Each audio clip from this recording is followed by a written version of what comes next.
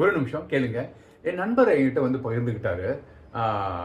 அந்த மாதிரி சிறு காலேஜில் படிக்கிறப்ப ரொம்ப பசியாக இருக்கும். நான் ஏழையான குடும்பத்தில் வந்திருக்கேன்.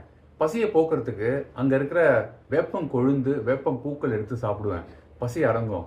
காலை நேரத்தில் சீக்கிரம் எழுந்து படிக்க வேலை செய்வேன்.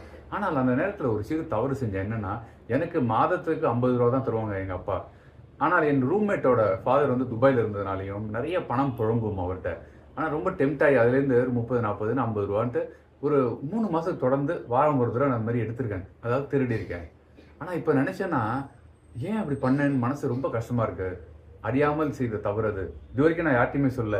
உங்ககிட்ட பகிர்ந்துக்கிறேன்னு சொல்கிறப்ப கண்லேருந்து தண்ணி வந்துருச்சுங்க அவருக்கு. தவறு செய்வது இயல்பு, எல்லாருக்கும் நடக்குது. அதை திருந்தணும்னு நினச்சி திருந்தி வாழ்கிறது, அதை உணர்றது இறைத்தன்மையை கொண்டு வந்து கொடுக்கும்.